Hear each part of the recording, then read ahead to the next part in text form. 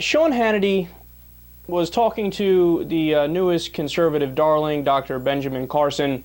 They found another token black guy who's not so fond of black people.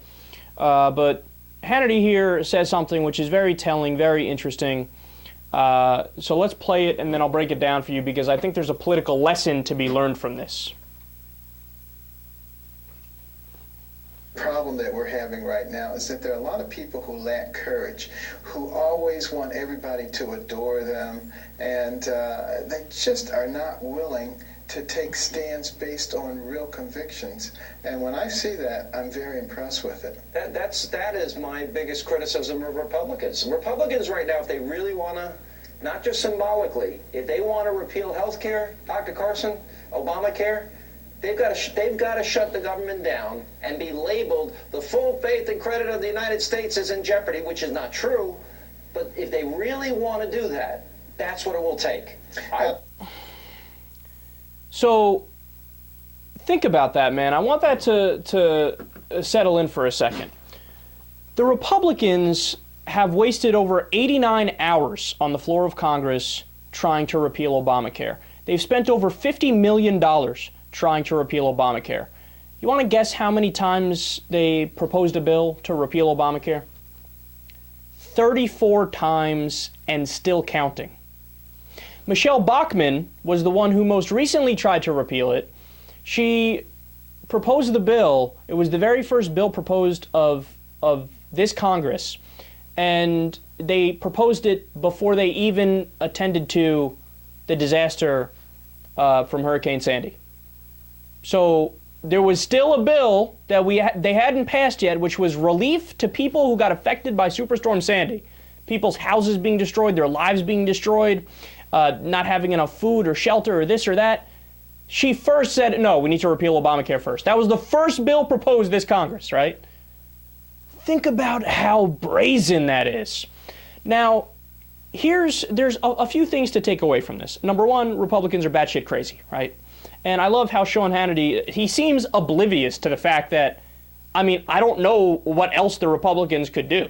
I mean, they've tried absolutely everything under the sun to repeal Obamacare, right? So number one takeaway is Republicans are just absolutely nuts, right?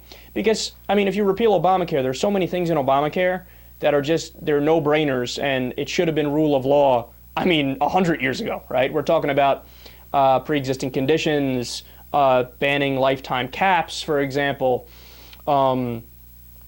stopping rescission so the insurance company can't dig into your past and say, yeah, you had acne, so we're not going to cover your cancer. Making sure that the insurance companies spend 80% of their money on actual health care versus spending more on paperwork. So there's so many things that are just no-brainers that we need, right? But think about how dedicated the Republicans are. That's the other takeaway. So while they are crazy, we all know that because they want to do all the wrong things. If the Democrats would just marry themselves to being that politically obstinate, that strong, that unapologetic, try to push their agenda as hard as the Republicans are doing, in fact, try to push it doubly as hard as the Republicans are doing. Are you kidding me? Do you know what the United States of America would look like if we had Democrats who were unapologetic and had backbone? I mean, we would have Medicare for all by today. We would have 6 weeks paid vacation by law. We would have universal college. We have a student loan debt crisis we're on the verge of right now.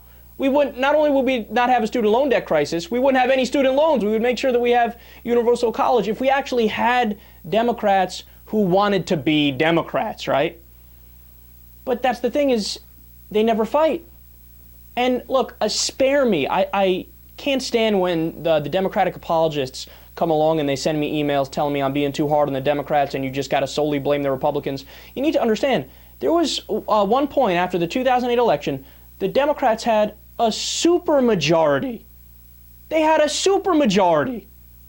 You're telling me you couldn't pass a minimum wage increase to $12.50? You couldn't pass an increase that would tie the minimum wage to inflation so that it can stay with the same purchasing power that it had? The minimum wage now doesn't even equal what it was in 1968 if you adjust for inflation.